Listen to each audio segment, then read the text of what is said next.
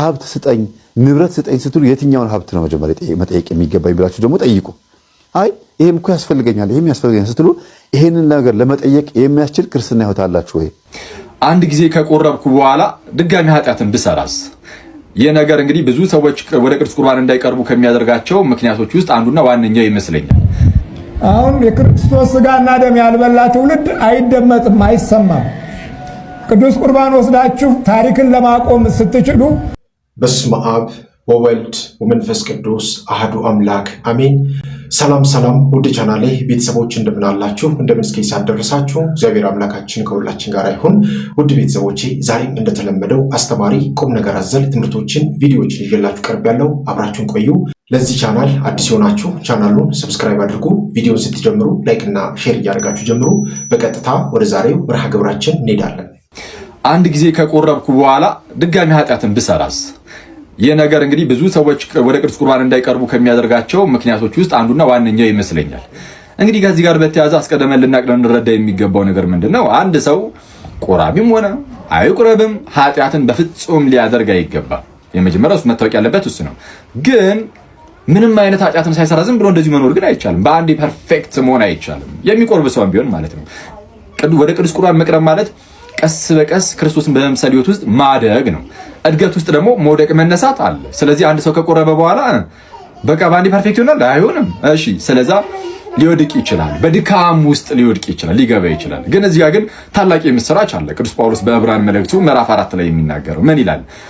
በድካማችን ሊራራልን የማይችል ሊቀ ካህናት ኧረ እኛ የለንም ይላል። የሐዲስ ኪዳኑ ሊቀ ካህናት ጌታችን ኢየሱስ ክርስቶስ ነው። ሊቀ ካህናቱ ኢየሱስ ነው እና ምን አለ? በድካማችን ሊራራልን የማይችል ሊቀ ካህናት ኧረ እኛስ የለንም እኮ። ስለዛ በድካማችን እኮ ይራራልናል ጌታችን ኢየሱስ እያለ ነው። ስለዛ በድካም ውስጥ ለሚወድቅ ሰው ጌታ እንደው ያይና ማለት ነው። ኦኬ ወደክ ፍርድህን ጠብቅ እያለ ብቻ የሚመዘግብ የሆነ ዳኛ ብቻ ሆኖ የተቀመጠ አይደለም።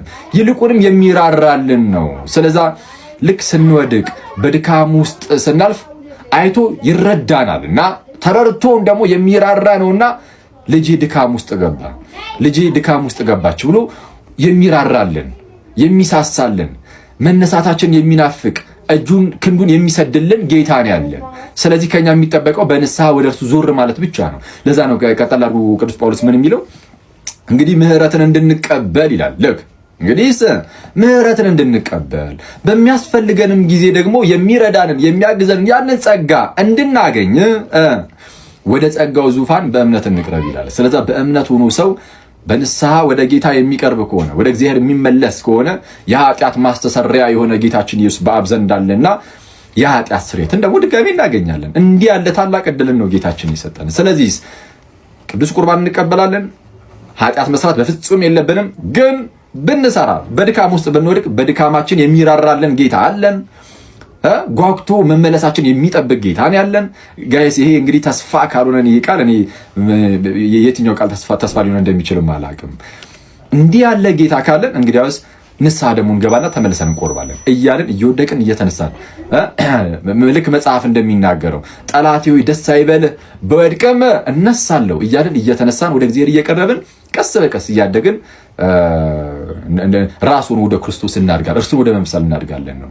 ስለዛ ኃጢአት በሰራስ የሚለው ወደ ኋላ ያስቀረንም። ወላጆችም ልጆችን ኃጢአት ትሰሪያለሽና አትቁረቢ አይባልም። ይቆየን።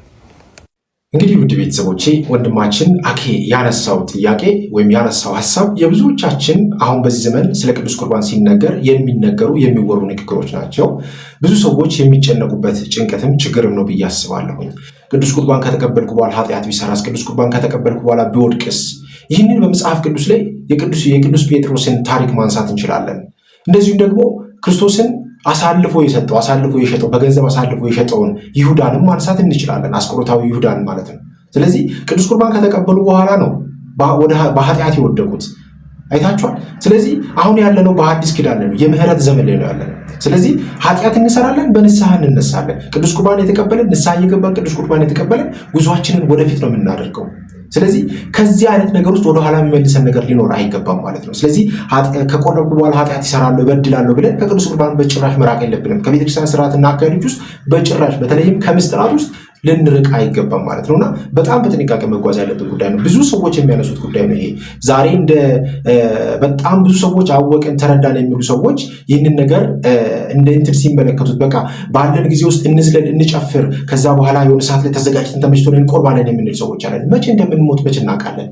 መቼ ህይወታችን እንደሚያልፍ ምን እናውቃለን? ስለዚህ መጽሐፍ ቅዱስ እንደሚናገረው በተደጋጋሚ እንደሚናገረው ተዘጋጅታችሁ ዘመኑን ዋጁ፣ ተዘጋጅታችሁ ጠብቁ። ምክንያቱም የሰው ልጅ ህይወቱ መቼ እንደሚያልፍ አናውቅም። መሞት እኮ አለው ውድ ቤተሰቦች። ስለዚህ ንስሐ እየገባን ቅዱስ ቁርባን መቀበል አለብን። ቅዱስ ቁርባን መቀበል የትኛውንም ማህበራዊ ህይወታችንን የሚነካ የሚጎዳ አይደለም። ስለዚህ አንድ ክርስቲያን ንስሐ እየገባ ቅዱስ ቁርባን እየተቀበለ በኃጢአት የስጋ ሰዎች ስለሆንን ምክንያቱም ወደ ፍጹምነት በአንድ ጊዜ አይደረስም። አሁን ወንድማችን እንደተናገረው ማለት ነው። ቀስ በቀስ ነው የክርስትና ህይወት ውስጥ። ለዚህ እኮ ነው ተግባራዊ ክርስትና ህይወት ውስጥ የሚኖር ሰው በየቀኑ እያደገ ነው የሚሄደው። በየቀኑ እያደገ ይሄዳል። ዛሬ ውዳሴ ማርያም የጀመረ ሰው ነገ ከፍ ከፍ እያደረገ ነው የሚሄደው። ለምሳሌ ዛሬ የቀኗን ውዳሴ ማርያም ቢጸልይ በአንድ ቀን ውስጥ ደግሞ የሳምንቱን መጸለይ የምንችል ሰዎች እየሆንን ከዛ በኋላ ከፍ እያደረግን ነው የምንሄደው። ስለዚህ ቅዱስ ቁርባን እንደዚህ አይነት አካሄድ ነው የሚኖረው ማለት ነው። በዚህ አይነት መንገድ ውስጥ ነው ልንሄድ የምንገባውና ይሄ አጉል የሆኑ ከባድ ፍርሃቶችን ውስጣችን የምንመለከት ሰዎች ከቅዱስ ቁርባን ጋር የሆነ ሌላ ነገር እንዳለን አድርገን የምናስብ ሰዎች በደንብ መጠንቀቅ አለብን። አንድም የመናፍስት ውጊያም ያለብን ሰዎች ስለዚህ በደንብ አለብን። ምክንያቱም ቅዱስ ቁርባን እንዳንቀበል ጠላታችን ዲያብሎስ አጥፍቶ ነው የሚጠብቀው። እኛ ቅዱስ ቁርባን እንዳንቀበልና ከሱ እንዳንለይ ስለሚፈልግ ማለት ነውና ከጠላታችን ከዲያብሎስ ከሱ እቅፍ ውስጥ እንዳትወጡ አጥብቆ ይታገላቸዋል ቅዱስ ቁርባን እንዳትቀበሉ። ስለዚህ ይህንን በደንብ መረዳት ያስፈልጋል። ስጋዬን የበላ ደሜን የጠጣ የዘላለም ሕይወት አለው ብሎ ራሱን ሰጠን። በክርስቶስ በኩል ያለው የጽድቅ አፈጻጸም የእኛን ባህሪ በአዲስ ኪዳን ውስጥ ያማረ የተዋበ እንዲሆን በመለኮታዊ ግርማው ዋጀንና ስጋዬን ብሉ ግርማ ሞገስ ታገኛላችሁ አለ።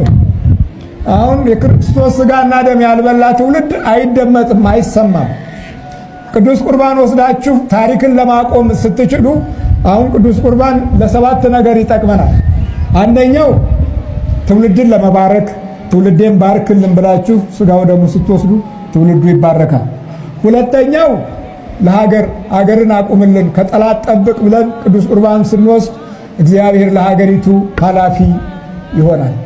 ሶስተኛው በኑራችን ውስጥ በረከት ሲጠፋ በረከታችንን መልስ፣ ተሰለብን፣ አጣን፣ ገንዘባችን ሁሉ በመናፍስት ተወሰደ ብለን ስንወስድ የዚህ ጊዜ በረከታችን ይመለሳል። አራተኛው እድላችን ሲመክን ምክን ይልብናል። ወይ ጎረቤቶቻችን ያመክኑታል፣ ወይ ቤተሰባችን በጣዖት ውስጥ ያሉ ናቸው፣ ሰይጣን ያመክነዋል፣ ዛሬ ያመክነዋል። ጌታዬ ወይ እድሌ መክኗልና እድሌን መልስልኝ፣ የእድሌ ባለቤት ልሁን፣ ራሴ ጠፍቻለሁ፣ ውስጤ ጠፍቷል ብለን ቅዱስ ቁርባን ስንወስድ የዚህ ጊዜ እድላችን ይመለሳል። አምስተኛ ጠላት ሲከበን ሲወረን በብዙ መንገድ ሲያጠቃን በግልም በማህበራዊ ሕይወትም ክፉ ፍጥጫዎች ሲበዙብን የክርስቶስ ስጋና ደም ስንወስድ የዚህ ጊዜ ጠላት ዝም ይላል። ምን ይላል? አየ ምልክቱ ይሄ በእስራኤሎች ኦት ይሉታል። አሌፉን ሲጠቀሙ ኦት አንተ ምልክትን ስጠን ማለት ነው። ይህ ምልክት ደግሞ ምንድነው? ማንነትን ማግኘት ነው። ማንነትህ እየጠፋ የምትኖረው ኑሮ ሁሉ ግብ የለውም፣ ዓላማ የለውም። ማንነታቸው የጠፋቸው ሰዎች መሪዎች ሲሆኑ እንዲህ ተዝረክርከን ብልሽት ነው የምንለው። ትርፋችን ስድብ እንጂ ጸጋና ሞገስ አይደለም። ትርፋችን ውርደት እንጂ እንከንና ጥፋት እንጂ በጎነት የለም። የጽድቅ ጌታ ኢየሱስ ክርስቶስ ለዚህ መጣልን። ሌላው ደግሞ ስድስተኛው ቅዱስ ቁርባን ስንወስድ ስድስተኛው ጎረቤቶቻችን ወይም ደግሞ ቤተሰባችን ወይም ሌላው ጉስቁልና ውስጥ ሲወድቅ ጌታ ሆይ እባክህ እየጎሰቆለ ነውና ከድህነት ጉስቁልና ታደገው ብለን ለሌላው ቅዱስ ቁርባን እንወስዳለን። ለሌላው ለመሪውም ጭምር መሪው ሕሊና አጥቷልና እባክህ ግፈኛ ሆኗል፣ አጥፊ ሆኗል፣ ሐሰተኛ ሆኗል፣ ሴረኛ ሆኗል መሪው፣ እባክህ ለመሪውም ሕሊና ስጥ። ዝም ብለን ብቻ አስቀድሰን መሄዳችን በረከትን አላመጣልንም። እግዚአብሔር ለኢያሱ ሲነግረው ነገ በመካከላችሁ ድንቅ ነገር እግዚአብሔር ያደርጋልና ዛሬ ተቀደሱ ነበር ያላችሁ። ለመሪውም ለጎረቤቱም ጠማማ ለሚያስቡትም አይናቸውም ሆነ ሊናቸው ቡዳ ለሆኑትም ቅዱስ ቁርባን ስትወስዱ ሕይወታቸው ከናንተ ላይ አያርፍም። መተተኛውም፣ ሟርተኛውም፣ አስማተኛውም፣ ጠንቋዩም በየመንደሩ ያለ ቃልቻውም ዝም ይላል። ሌላው ሰባተኛው ቀጣዩን ትውልድ ለ400 ዓመትም ይሁን ለ300 ዓመት እድሉን ማየት እንድትችሉ ነው። እየሰማችሁ ነው። አብርሃም ለ400 ዓመት አየና ወይኔ ብሎ አለቀሰ። 400 ዓመት ባርነት ውስጥ የኔ ዘር ይወድቃል አለው። አዎ የጨለማው ጊዜ አለና ያንን ጊዜ የሚያልፉት ከባርነት በኋላ ኃያልነት አለ አለው። ይሄንን ተስፋ አደረገ። ከባርነት በኋላ ኃያልነት አለ። እኛ ስንት ዘመን ባሪያዎች ሆነን በራሳችን መሪዎች፣ በራሳችን ሰዎች፣ በራሳችን ልጆች ተቀጠቀጥን፣ ተገረፍን፣ ተሰቃየን፣ ታሰርን፣ ተደበደብን፣ ፈራን፣ ደነገጥን፣ ሞትን፣ ተሰቃየን። በየጫካው በየጥሻው ተጣልን፣ ወደቅን፣ ተቀበርን። ስንት ዘመን ያ እንደ ወገን መሆኑ ቀርቶ እንደ ጠላት ወገን እየተቆጠረ የትም ቦታ ሲጣል፣ ይሄ ጽድቅ ነው? ይሄ ነው ክርስትናችን? የክርስትናችን ዋጋ ከዲያብሎስ ጋር እንዲተሳስረን መኖር ነው። እንግዳ የሚሆንብን ነገር የሆነው አሁን ይሄ ነው። ስለዚህ ለትውልድ ውስጥ አሻግሮ ማየት የጾም ሚስጥር እንግዲህ ይሄ ነው። ሜም 40 ቁጥር ናት። ሙሴ 40 ቀን ጾመ፣ ታቦተ ጽዮንን ተቀበለ። 40 ቀን ጾመ። መድኃኒታችን ኢየሱስ ክርስቶስ 40 ቀን ጾመ። ሜም 40 ቁጥር ናት። 40 ቀን ጾመ። የዲያብሎስን ሰራዊት ጸጥ አደረገው፣ አሸነፈው። በ40ኛው ቀን ወደ ሰማይ ከፍ ከፍ ብሎ አረገ። በ50ኛው ቀን መንፈስ ቅዱስን ላከልን። ሜም ነው። እሱም መሺህ የተቀባ ንጉሥ ማለት ነው። ስለዚህ ከስሞቹ ጋር ያሉት ፊደላቶች ክብራቸውና ሞገሳቸው በእግዚአብሔር ዘንድ የተጠበቀ ነው። በመሆኑም ጸዴ፣ ዛሬ፣ ጾም የምንለው በዚህ ኃይል ውስጥ ነው። ለአባታችን ለመላከ መንክራት መምህር ግርማ ወንድሙ እግዚአብሔር አምላካችን በእውነት ረጅም ዕድሜን ያድልልን። እንግዲህ አባታችን ስለ ቅዱስ ቁርባን በጣም በሰፊው በተደጋጋሚ በተለያዩ ትምህርቶቹ አስተምሮናል እና እግዚአብሔር አምላካችን በእውነት ረጅም ዕድሜን ያድልልን። እንግዲህ እኔ በግሌ ብዙ ትምህርቶችን በቅዱስ ቁርባን ያገኘሁት ከአባታችን ነውና እግዚአብሔር አምላካችን በእውነት ረጅም ዕድሜን ያድልልን። መስማት ብቻ አይደለም በዛው መንገድ ውስጥ እንዲሄድና ያንን ነገር በደንብ ተረድቼ ከኔም አልፎ ሌሎችንም እንዳግዛቸው የሚያደረገኝ አንዱ የትምህርታቸው አካሄድ ይሄኛው ትምህርት ነው። ምክንያቱም ዘወትር በትምህርታቸው ላይ ስለ ቅዱስ ቁርባን ሳያነሱ አልፈም። ዘወትር ማለት ነው። ዘወትር ስለ ቅዱስ ቁርባን አንድም ቀን ትምህርታቸው ላይ ሳያነሱ ሳያስተምሩ አልፎ አያውቁምና እግዚአብሔር አምላካችን በእውነት ከዚህ በላይ የሚያገለግሉበትን ረጅም ዕድሜ ያድላቸው ማለት ነው። እንበርታ፣ እንጠንክር። ሁላችንም ወደ ቅዱስ ቁርባን እንቅረብ። እኛም ወደ ቅዱስ ቁርባን እንቅረብ። ከቅዱስ ቁርባን በጭራሽ መራቅ የለብንም። ስለዚህ ዘወትር እየተቀበልን በኃጢአት ከወደቅን በንስሐ የታጠበን የተነሳን ወደፊት መጓዝ አለብን። እንበርታ፣ እንጠንክር። ተው ምንድን ነው? ተው፣ ረፍ። በስላሴ ይዣለሁ። ረፍ በድንግል ማርያም። እንዴ ተንበርከክ። እሺ ምንድን ነው? በሕፃንነት የገባሁ ነኝ። በአርባ ቀን ነው የገባሁ። በጸበል የገባሁ ነኝ። በሕፃንነት ነው የገባሁ? ምንድን ነህ? መተት ነኝ። በሕፃንነት ነው? በ40 ቀን ነው የገባሁት። በ40 ቀን? በተወለደ በ40 ቀን ነው የገባሁት። ምን አድርገህ ተብለህ ነው? አሳብደው ግዴለው፣ አብሬው፣ አንቀራተው ዜሮ ነው። አይምሮ ምንም የለም። ቆይ ገና እኮ የ40 ቀን ሕፃን ነው። በ40 ቀን ነው እድሉን የምናነበው። በ40 ቀን ነው የምናነበው። እድሉን ያነበባችሁት በ40 ቀኑ ነው? በ40 ቀን ነው። ማሮጥ ነው፣ ማንከረከል ነው። ከቤተሰብ ዜሮ ነው። ቤተሰብ ምንም የለም። ቤተሰብ እንደሞተ ነው የሚያውቀው። ቤተሰብ ማንም የሚያውቀው ቤተሰብ። እሺ ለምንድን ነው ልብሱን ያስወለቃችሁት? አሳብደው እንደዚህ ራቁት ሆኖ ነው?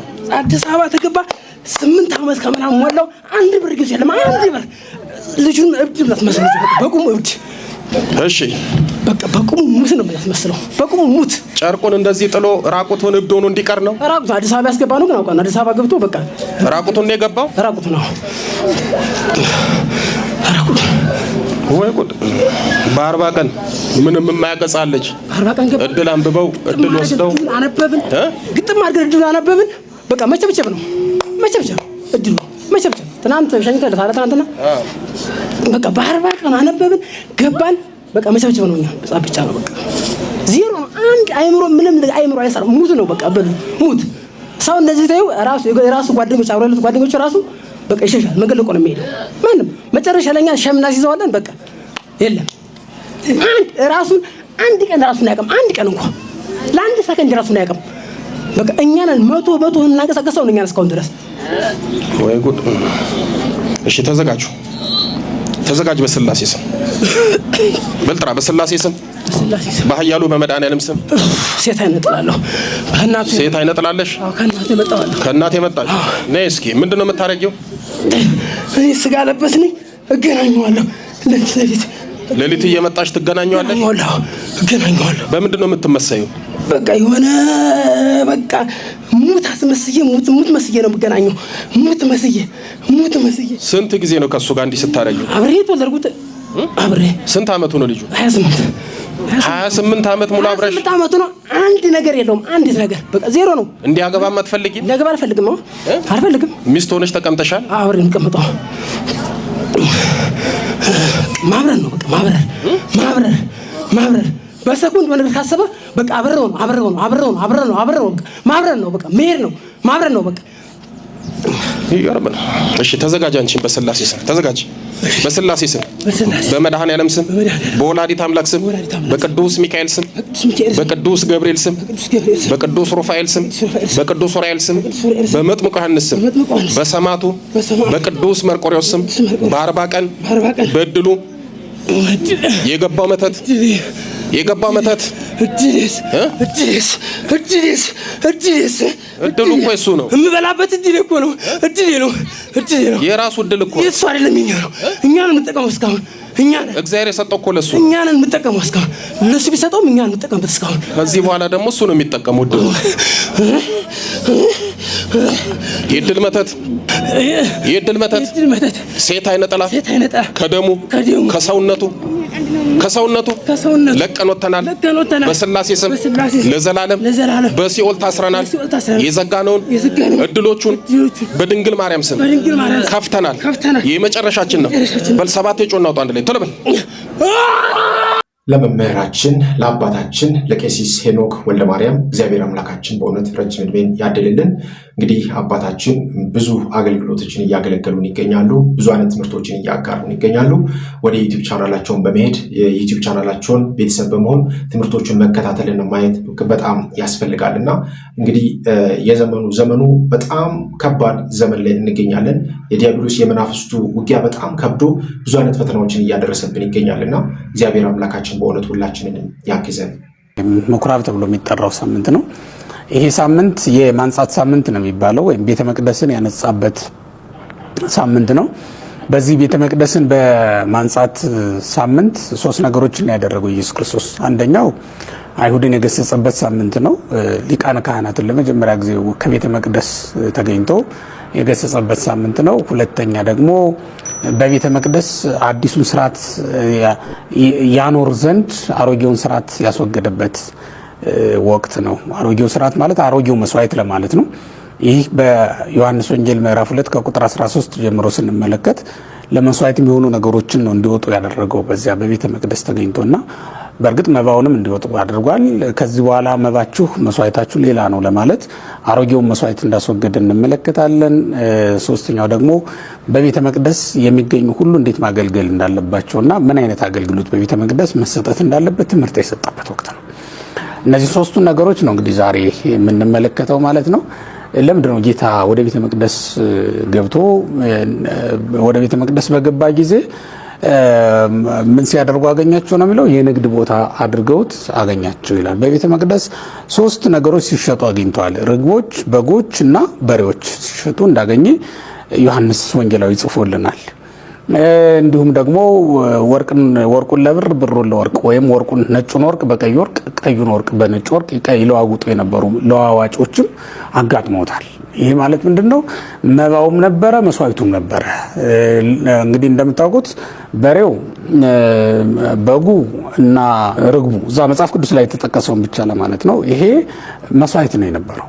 በኦሪት ዘሌዋውያን ምዕራፍ 1 ላይ ስንመለከት እንደምናነበው የሚቃጠል መስዋዕት ወይም የደህንነት መስዋዕት ተብሎ የሚቀርቡ እነዚህ ነገሮች ነበሩ በስም የተጠቀሱት። እነዚህም በቤተ መቅደስ ስላየ ነው ኢየሱስ ክርስቶስ ወደ መቅደስ የገባው። ከዚህ በፊት ገብቶ አያውቅም ነበሩ ኢየሱስ ክርስቶስ ከተባለ ኢየሱስ ክርስቶስ ማስተማር የጀመረው መጀመሪያም በመቅደስ ነው። መጠየቅም በሊቃውንቱ መካከል ተገኝቶ ይጠይቅ የነበረው መጀመሪያም በቤተ መቅደስ ነው። ያን ጊዜ ያላያቸውም ነበሩ ከተባለ ጊዜው እስኪደርስ ዝም ብሏል። እግዚአብሔር ጊዜው እስኪደርስ ዝም እንደሚል ታውቃላችሁ። ኃጢአተኛን ሰው እስከ ጊዜው ድረስ እንደሚታገሰው፣ እግዚአብሔር ኃጢአተኛ ንጉሥን እስከ ጊዜው ድረስ እንደሚያነግሰው፣ እግዚአብሔር ኃጢአተኛ ካህንን በመቅደስ እንደሚተው ታውቃላችሁ። ጊዜው እስኪደርስ ድረስ የቁጣው ጊዜ እስኪደርስ ድረስ ማለት ነው። ወይም ምናልባትም ከኃጢአታቸው ይመለሱ እንደሆነ በማለት እንደሚታገስ ታውቃላችሁ ክርስቲያኖች። እንደዚያ ነበር ዝም ያለው ኢየሱስ ክርስቶስ እንጂ በሉቃስ ወንጌል ምዕራፍ 2 ላይ እንደምናየው በመጀመሪያ ገና በ12 ዓመቱ እኮ መቅደስ ውስጥ ነበር ኢየሱስ ክርስቶስ፣ ለዚያውም ከካህናት አለቆች ጋር። ዛሬ ከነበሩት አልተሻሩም እኮ እነዛው ናቸው የቀጠሉ ናቸው፣ በዛው የቀጠሉ ናቸው እና ከነዛ ጋር አብሮ ነበረ። ግን በወቅቱ አልተናገራቸውም። ለምን? ጊዜው እስኪደርስ ድረስ ነው። የታገሰን እስከ ጊዜው እንደሆነ ታውቃላችሁ። እየሰረቅ የታገሰን እስከ ጊዜው እንደሆነ ታውቃላችሁ። እያመነዘር የታገሰን እስከ ጊዜው እንደሆነ ታውቃላችሁ። በመቅደሱ ውስጥ የማይገባ ነገር እየፈጸም እስከ ጊዜው እኮ ነው እንጂ እግዚአብሔር ጊዜ አለ እንጂ አሁን እውነት ለመናገር ታቦቱ እግር ስር ቁጭ ብለን አድማ እየሰራን ዝም የሚለን ይመስላችኋል? በዘር በቋንቋ የማይመደበውን የክርስቶስን ስጋና ደም ከአንድ ማዕድ እየተካፈል በዘር በቋንቋ ተካፍለን እንዲህ እየተቋሰልን ዝም የሚለን ይመስላችኋል? እስከ ጊዜው ድረስ ግን ይታገሳል እግዚአብሔር።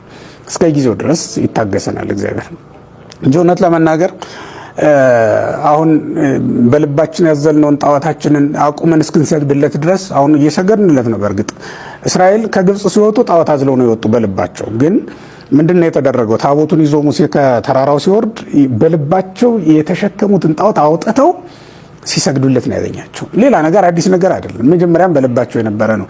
አሁን በልባችን የነበረውን ጣዖት አውጥተን ይህን የዘረኝነት ጣዖት፣ ይህን የቋንቋ ጣዖት ሰገድንለት።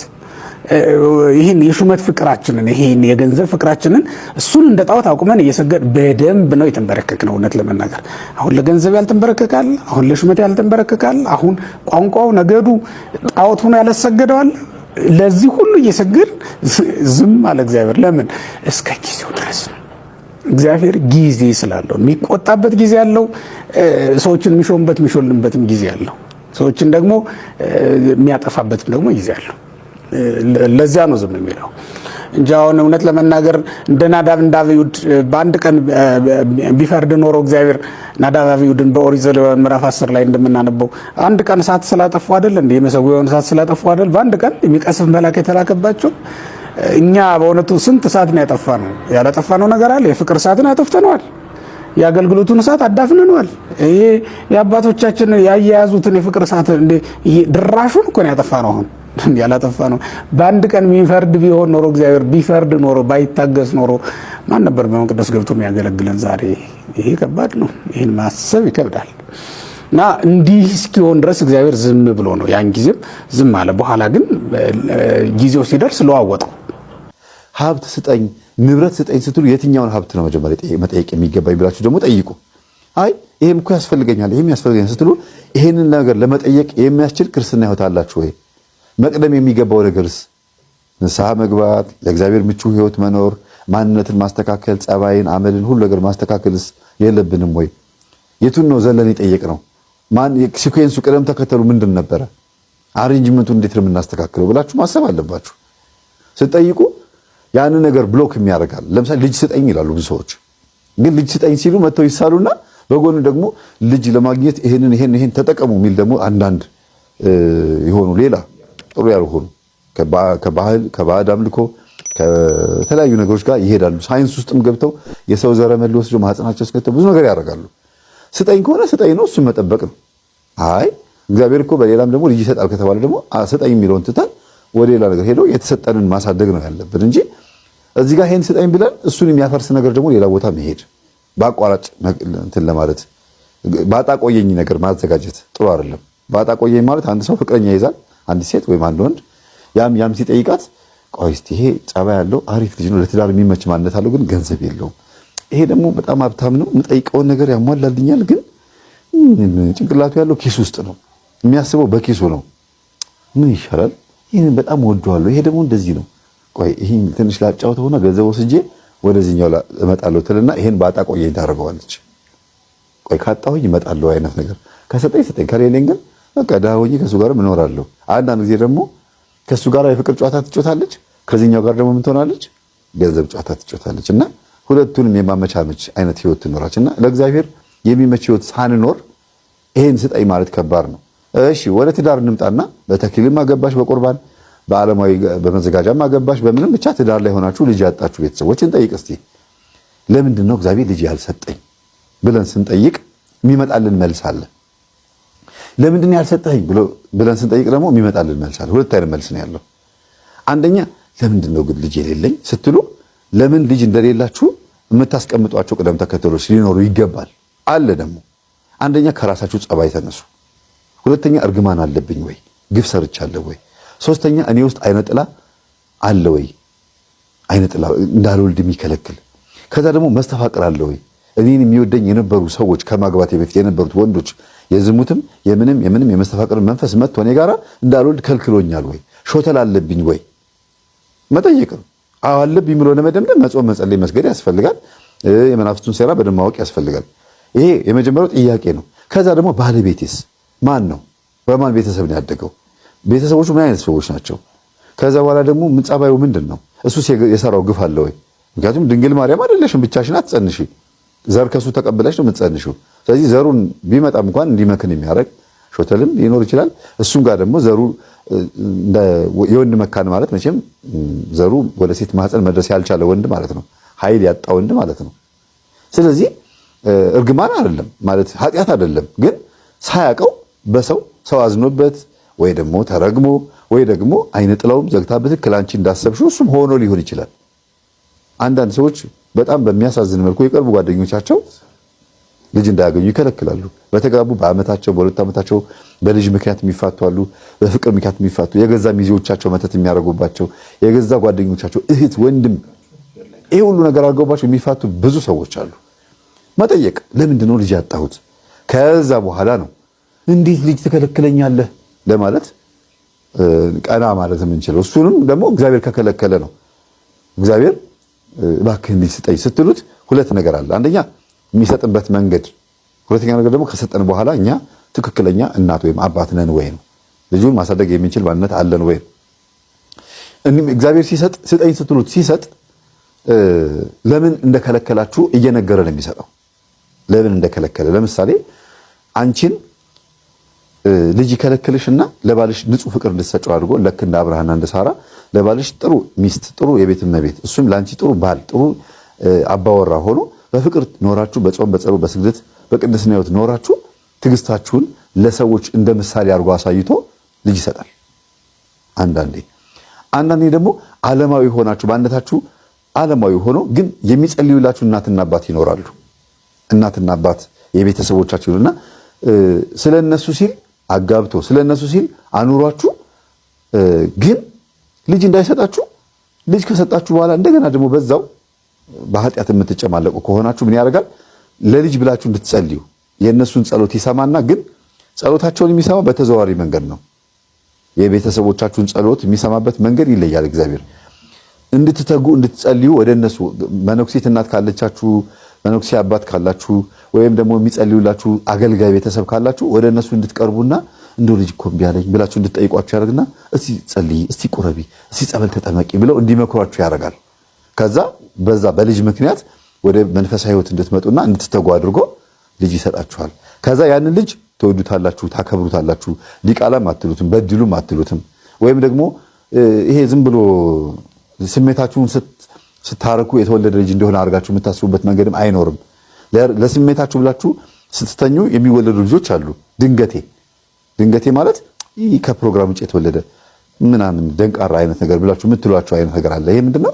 ያለ ፕሮግራም የተወለዱ እናንተ በፕሮግራማችሁ ልክ ሳታስቡት ስትቀር እንደዛ ሳይሆን የምታስቡት ልጁን በስለት ስለተገኘ በጾም ጸሎት ስለተገኘ ታከብሩታላችሁ። ዲያቆን እንዲሆን ሰንበት ተማሪ እንዲሆን ቤተክርስቲያን ትልኩታላችሁ። ከዛ በልጃችሁ ደግሞ ትባረካላችሁ። አያችሁ መንገዱ የእግዚአብሔር። ስለዚህ ልጅ የሚከለክልበት መንገድ ብዙ ነው። እናንተን ለመሳብ ሊሆን ይችላል። ያ መሳቢያ ነው። ሲሰጥም ሲወስድም ምክንያት አለው እግዚአብሔር። ያለ ምክንያት ምንም የሚያደርገው ነገር የለም ማለት ነው። በመጨረሻም ውድ ቤተሰቦቼ በዛሬው ቆይታችን በዛሬው ትምህርቶቻችን እነዚህንና መሰል ጉዳዮችን ለመዳሰስ ለማየት ሞክረናል። በቀጣይም እንደዚሁ የሚያነቁ የሚያበረታቱ መንፈሳዊነታችንን የሚያሳድጉ ከፍ የሚያደርጉ ትምህርቶችን ቪዲዮዎችን ይዤላችሁ እስከምንገናኝ ድረስ የቅዱሳን አምላክ ከሁላችን ጋር ይሁን እላለሁኝ። በሀገር ውስጥም ከሀገር ውጭም ያላችሁ ኢትዮጵያውያን ኤርትራውያን ቤተሰቦቼ በያላችሁበት ሰላም እግዚአብሔር ከሁላችሁ ጋር ይሁን። እንበርታ፣ እንጠንክር። ይቆየን። አሜን።